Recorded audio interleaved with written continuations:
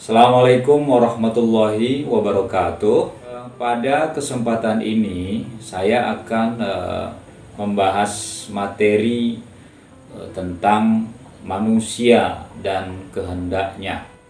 Bagaimana sesungguhnya manusia dan kehendaknya itu di dalam filsafat manusia menjadi salah satu bahasan ya, di mana manusia itu menjadi makhluk Tuhan yang memiliki apa yang disebut dengan free will ya, kehendak bebas. Dan kehendak bebas manusia itu ya, itu memang sudah melekat pada diri kita ya. Bahkan seseorang itu bisa dikatakan bebas ya apabila ia dapat menentukan sendiri tujuan-tujuan dan apa yang dilakukannya. Jadi orang yang dikatakan bebas itu dia bisa menentukan tujuan hidupnya ya, dan apa yang dilakukannya dia sendiri yang menentukannya.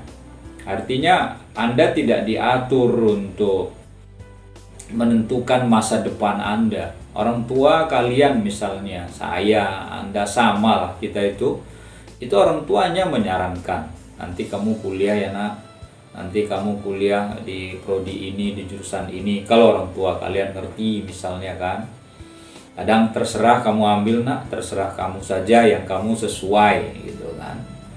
Jadi karena kalian yang sudah belajar, yang sudah pernah tahu, oh saya nanti kuliah di sini, Anda yang menentukan itu semua. Orang tua hanya menyarankan, memberikan nasihat kepada kita ya, untuk mencari yang terbaik bagi kita. Adapun ya yang melakukannya tentu kita sendiri ya.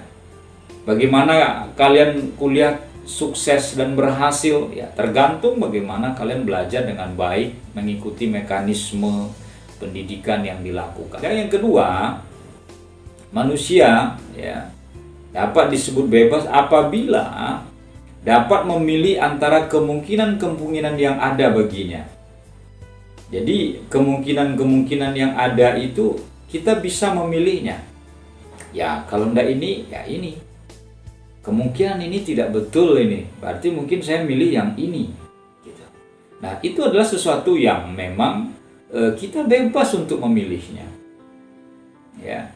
Kalau misalnya kalian menjalani kehidupan kalian, ya sudah mencoba cara belajar dengan seperti ini kurang tepat, atau metode belajar seperti ini kurang pas, lalu mungkin yang pas buat saya ini, lalu mungkin yang cocok buat saya ini, lalu kalian memilih kemungkinan yang cocok tersebut. Yang ketiga, tidak dipaksa atau terikat untuk membuat sesuatu yang akan dipilihnya, ataupun dicegah dari berbuat apa yang ia pilih sendiri, oleh karena tidak ada orang lain atau negara atau kekuatan apapun yang bisa memaksanya. Jadi kita tidak dipaksa atau terikat untuk membuat sesuatu ya. Betul, ada aturan-aturan hukum yang harus kita ikuti ya. Ada mekanisme, misalnya ketika kalian menjadi mahasiswa, saya menjadi pengajar, ada aturan-aturan yang harus saya jalani. Tetapi semua itu sesungguhnya tidak dipaksa. Kalau saya tidak mau melaksanakan tugas dosen sebagai pengajar ya, saya silakan keluar ya. Kalau kalian misalnya tidak mau mengikuti aturan kampus ya, dipersilahkan keluar. Tidak ada paksaan, pokoknya harus, pokoknya begini, pokoknya begitu, tidak. Karena setiap perbuatan yang kita lakukan dalam ranah hukum itu harus dilakukan dengan penuh kesadaran, bukan karena terpaksa ya. Walaupun hukum itu pada dasarnya ada juga unsur memaksa, tetapi kan ketika aturan itu dilakukan, itu kan untuk kebaikan kita semua, maka perlu ada rule of the game-nya. Karenanya kalau manusia ia dikatakan berada dalam kebebasannya apabila yang ketiga ini, dia tidak dipaksa atau terikat untuk melakukannya. Kebebasan manusia untuk berkehendak itu, ya, manusia bukan berarti ya tidak adanya hambatan-hambatan, mesti ada hambatan-hambatan. Kebebasan harus dimengerti secara positif, yakni kemampuan manusia untuk menentukan dirinya. Kebebasan pertama-tama adalah kemampuan dari dalam diri untuk mengambil jarak terhadap dirinya sendiri atau kemampuan untuk berefleksi diri. Nah, dengan itu manusia mampu menentukan diri dan tindakannya. Jadi seorang bebas itu ketika ia tahu ya mana yang bisa ia lakukan dan mana yang ia memiliki kemampuan untuk melakukan. Karena kebebasan yang melakukan sesuatu itu menunjukkan ya kemampuannya untuk memilih. Bagaimana mungkin seorang yang terikat disuruh memilih, itu berada dalam tekanan. Padahal dia mestinya kan bebas. Kebebasan apa yang disampaikan oleh Franz Magnus Suseno. Menurut dia, sebenarnya sering diperdebatkan apakah kebebasan harus dipahami sebagai sesuatu yang positif. Nah, ungkapan bebas untuk apa? Atau secara negatif sebagai bebas dari apa? Nah, dengan pembedaan antara dua segi kebebasan ini, kita dapat melihat bahwa keduanya benar. Namun, ya, bergantung pada kebebasan mana yang kita maksud. Bebas untuk apa? Menyangkut sikap yang akan kita ambil.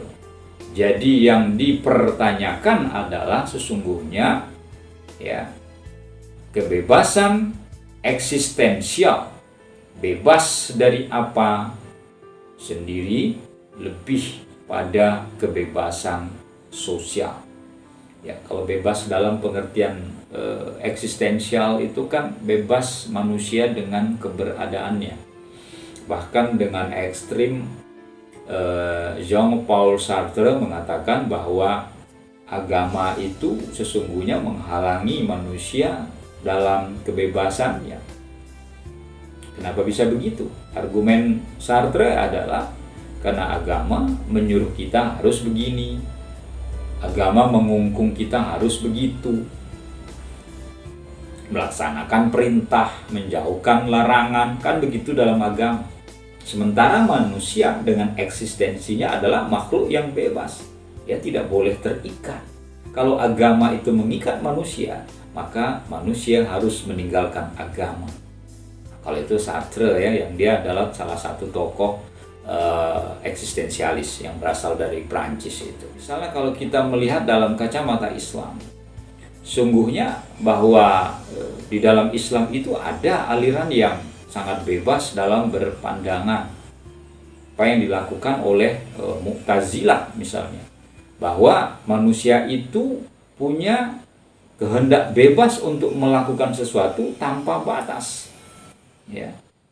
Lalu secara khusus dilanjutkan oleh aliran Qadariyah, di mana Qadariyah mengatakan bahwa akal manusia itu bebas memikirkan apa saja. Ya. Tidak ada batas-batas untuk akal. Kalaupun akal itu terbatas kemampuannya. Lalu begitu, inilah yang menyebabkan keluarnya Abul Hasan al-Asy'ari yang akhirnya mendirikan aliran Asy'ariyah. Di mana menurut Abu Hasan al-Asy'ari bahwa manusia itu memang bebas, tapi bebas dalam lingkungan yang terbatas. Artinya kita berada dalam sebuah lingkaran, ya, bukan di luar lingkaran, tetapi di dalam lingkaran. Nah, di dalam lingkaran itu kita bebas melakukan memikirkan sesuatu yang memang batas-batas manusia ada di dalamnya. Tapi di luar dari itu, manusia tidak memiliki kemampuan itu. Sehingga kebebasan manusia itu untuk berkehendak itu dibatasi oleh kelemahan yang ada pada diri manusia itu. Coba saja kita bicara misalnya ketika Allah mengatakan dalam Al-Quran, apabila ada orang bertanya kepada engkau, hai Muhammad, tentang ruh, maka jawablah, itu adalah urusan Tuhan. Ya. Kenapa? Ya, hingga saat ini kita tidak bisa memahami seperti apa wujudnya ruh. Ya. Kemudian secara finalnya ruh itu seperti apa? Kita tidak pernah tahu. Ya. Kalau misalnya Aristoteles, Plato bicara bahwa manusia terdiri dari jasad dan ruh, ya, kita sering menyebut istilahnya itu jasmani dan rohani, itu hanya sekedar teori belaka. Tetapi ketika kita bicara tentang wujud roh itu, manusia tidak mampu untuk mengetahuinya. Bahkan ya usah jauh-jauh keterbatasan manusia, darah saja, ya, yang bukan seperti nyawa, ya. Kayak nyawa kita ini juga sama kan. Kita tidak tahu seperti apa wujudnya nyawa. Kita hanya tahu kita bernafas, nafas itu membuat kita bisa hidup ketika kita menghirup oksigen. Lalu ketika kita tidak mampu menghirup oksigen, maka kita akan selesai, akan finish. Kok bisa seperti itunya? Tapi manusia nyatanya hingga hari ini tidak bisa menahan agar nafas itu tetap ada dalam tubuh. Kalau sudah diangkat, sudah dicabut oleh malaikat pencabut nyawa, sudah tidak ada yang bisa menahan. Ya, tidak bisa diundur dan juga tidak bisa dimajukan. Darah hingga saat ini manusia tidak bisa yang membuat namanya darah. Makanya kita perlu donor darah kan, karena tidak ada mesin memproduksi darah. Ini keterbatasan manusia. Nah, bebas dalam keterbatasan itu, inilah yang sebagian besar dianut oleh para mutakallimin. Dan kita Ahlussunnah wal Jamaah termasuk dalam hal itu. Tapi seperti Qadariyah, Mu'tazilah itu mereka bebasnya itu ya boleh dikatakan ya dalam segala aspek. Dan kalau secara ekstrim mungkin ya karena mereka muslim saja. Kalau kayak Sartre kan bukan orang yang beragama ya. Kalau orang yang beragama tentu cara pandangnya berbeda ya. Walaupun dia seorang eksistensialis, karena dia adalah eksistensialis ateistik ya, kan? Lain eksistensialis teistik seperti tokohnya yang dari Denmark yaitu Soren Kierkegaard. Dia itu kan adalah seorang eksistensialis teistik, bahwa keberadaan manusia itu dengan kebebasannya ada batas-batas di mana kemampuan manusia itu tidak semua yang ia bisa lakukan dengan keinginannya atau dengan kehendaknya. Ada kehendak-kehendak yang manusia itu ingin melakukan sesuatu tapi dia tidak bisa melakukannya. Manusia ingin mewujudkan sesuatu tapi manusia tidak bisa mewujudkannya. Sehingga agama ya bagi Kierkegaard, dia sebagai seorang tokoh agama Katolik, sebagai pendamping, sebagai pemandu agar orang tidak terjerumus dalam kebebasan yang berlebihan. Kenapa kita perlu bicara tentang free will, kehendak bebas? Ya, kebebasan dan kehendak bebas itu. Akhirnya kan yang terjadi kehidupan manusia seperti ini. Poin penting yang ingin saya sampaikan di sini sebagai sebuah teori bahwa manusia memang punya kehendak. Tetapi kehendak manusia itu ada batas-batas yang bisa ia lakukan. Ada batas-batas di mana ia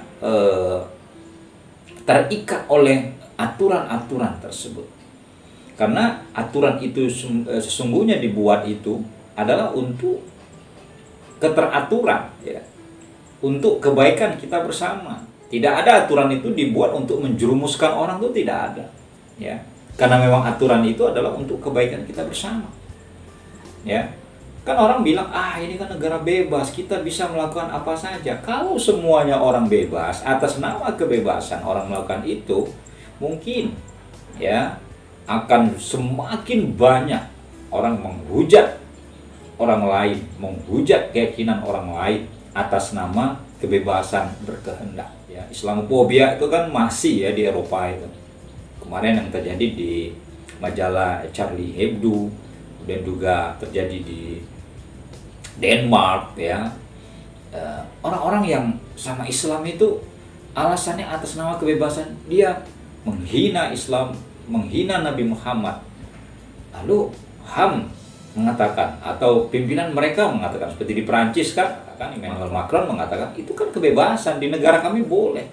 Pertanyaannya bagi kita, apakah kebebasan yang dimaksud ya menghina orang lain, menghujat orang lain, itu adalah sebuah kebebasan manusia untuk berkehendak? Kan tidak betul kan? Nah, ini yang harus kita pahami, bahwa ketika manusia itu bebas, ada batas-batas yang dia harus tahu, di mana wilayah yang dia tidak bisa masuki gitu loh. Di mana wilayah yang itu sangat private bagi orang lain. Kita harus menghormati itu. Tidak bisa kita mengatasnamakan kebebasan ya, apalagi kebebasan berkehendak, untuk menghina orang lain. Ini saya bicara tentang fakta di lapangan ya, seperti itu. Tapi inilah yang terjadi. Orang seakan-akan mengatakan, itu kan biasa di negara kami, menghina orang lain. Ada pelanggaran nilai di situ, ada pelanggaran norma di situ. Makanya manusia itu bebas, kebebasan yang terbatas. Jadi bukan semaunya kita bebas itu. Ya. Nah, dari sini saya ingin mengatakan kepada Anda semua dan kita semua, ya, dalam mempelajari khususnya filsafat manusia itu, manusia memang memiliki kehendak bebas, tetapi kehendak bebas itu manusia memiliki batas-batas kewajaran yang bisa ia lakukan. Bebas bukan sepertinya mengumbar, bebas bukan berarti kita tanpa kontrol, tetapi bebas itu justru berada dalam wilayah di mana nilai-nilai yang ada kita hormati.